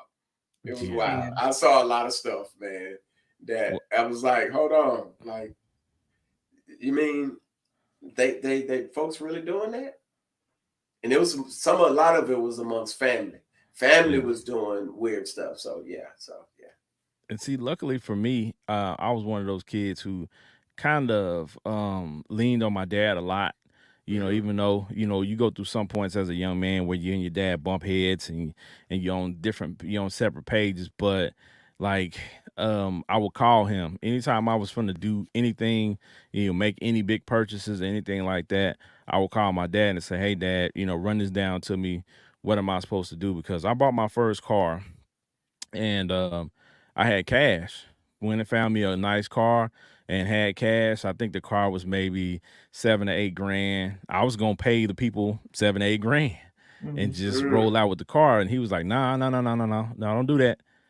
Go over to the credit union, open up you an account, Mhm. put some of that money in that account, and then let the credit union purchase that car." And then you pay the credit union, $200 a month or whatever on your car note, and then you build yourself some credit. At the time, I'm like 22, 23, so Hmm. I didn't have any idea, but luckily for me, he gave me the game on that. Ask somebody. Yeah. Yeah. So I was able to get my credit score, up and get my credit going because I chose to do that one thing that was a difference maker. Now, buying something with cash isn't always bad, but when you don't have any credit, right, you have to establish it at some point, and Yeah. that was my start to purchase that car, and and it helped me tremendously because I started.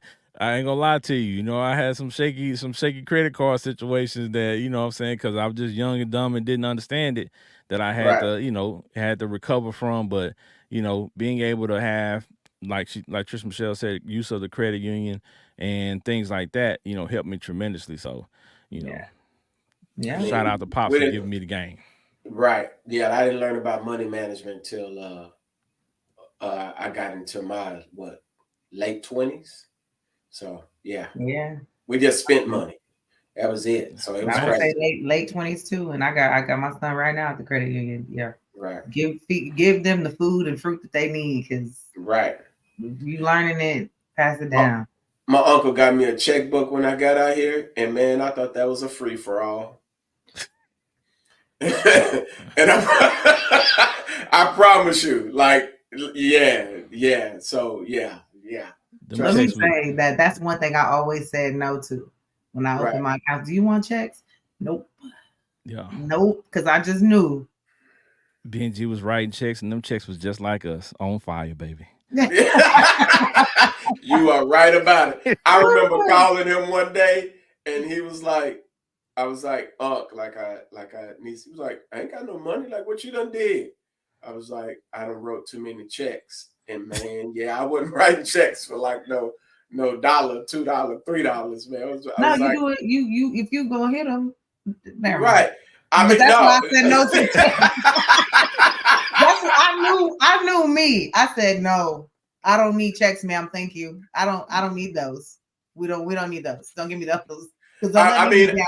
Don't let me be down. In the next hour, I'm gonna be up.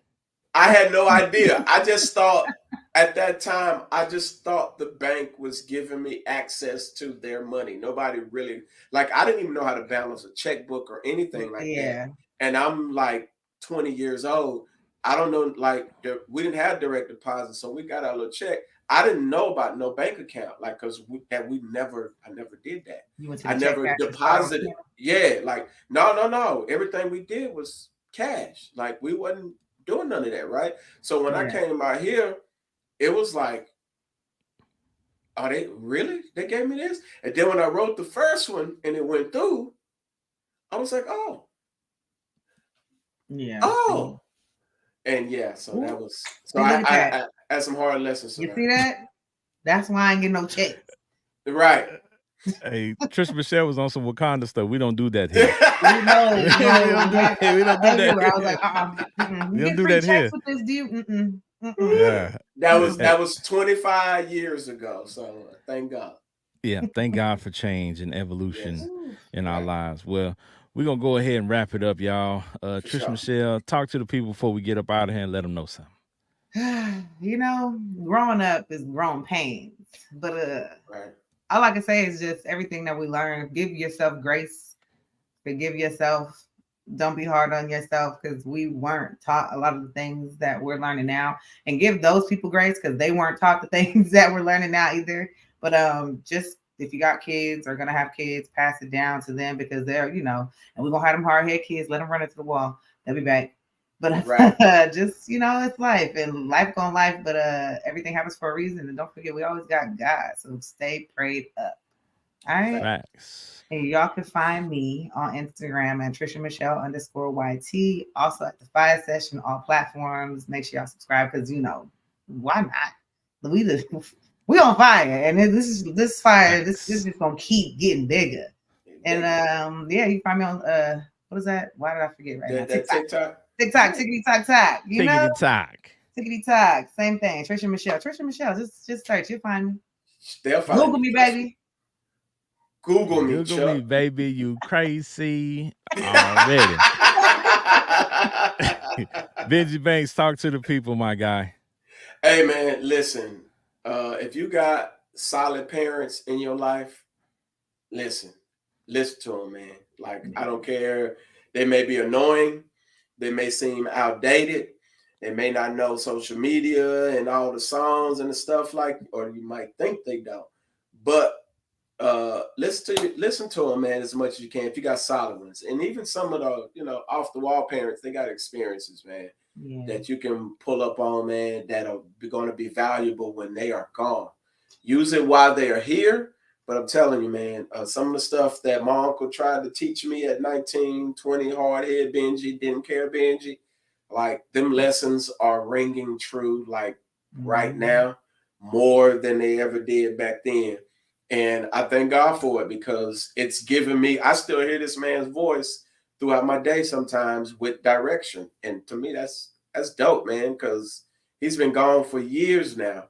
But the game that he was dropping, running a household, treating a woman a particular way, all of those types of things, man, those things are, man, they're so valuable. I promise you they'll be beneficial to you. So pull up on that advice, man. It's great. You can find me. Go, link is in the bio. The wine is still popping. We're still doing everything at BRB4701. We don't switch to just giving y'all good information out there on the Instagram because we're about to do a whole little flip marketing wise and start pushing more of the products and stuff like that.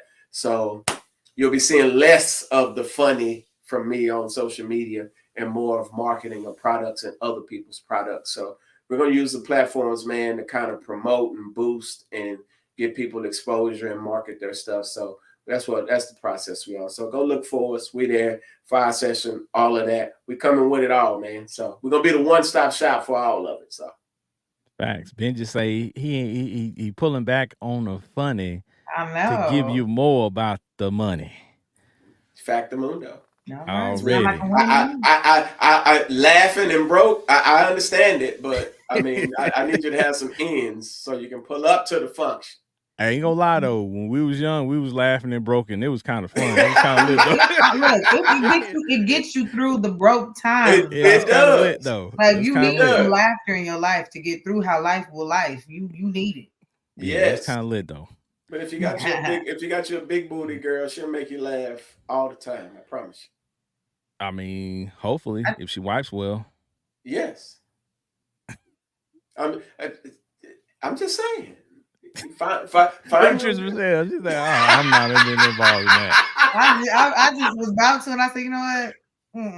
Just go on. Go on. Get the people what they need. In the words of Dick Gregory, you going out to these women with these big old butts, ain't nothing back there but a bunch of doo doo. Shout out to OG Dick Gregory. Rest in peace, my guy. Brought so much knowledge to the world, man. Thanks. And changed the game. Yep, and we appreciate everybody for tuning in tonight, man. Y'all know y'all can catch me at Big Ken's Comedy on IG, Big Ken's Comedy on Twitter, Big Ken's Comedy on Facebook. Y'all can catch the Fire Session on all social media platforms. Just type in FIYAH Session. We'll pop right up. make sure you go to the YouTube page, hit like and subscribe, hit that little bell to get the notifications. Every time we post something new, we go live, new content. You're the first ones to see it. You're the first ones to check it out. And we appreciate y'all every week. We tune in. We have an amazing time. We have a great time. We appreciate the people who tap into the comments. Y'all keep us going. Y'all say some amazing things in the comments. So keep them coming. And even if we don't display them on the screen, we definitely go back and read them and try to reply to them. So we want to show y'all that love and appreciation for supporting us. So make sure y'all tune in next week. We got another live episode. We're gonna be talking about some astrology, y'all. Yeah, this is gonna be interesting. It's gonna be interesting because I'm not a big astrology person, but I think is it gonna be Libra season when we do that? Everybody's seems to be enamored with it, so we're gonna talk about it. So y'all tune in, and we're gonna have another great conversation. Again, y'all know we appreciate y'all. We love y'all. Y'all be safe. Have an amazing week. We see y'all next week. It's the Fire Session. Peace. Thank you for joining us today. Please follow us on all social media platforms. Just search Fire Session.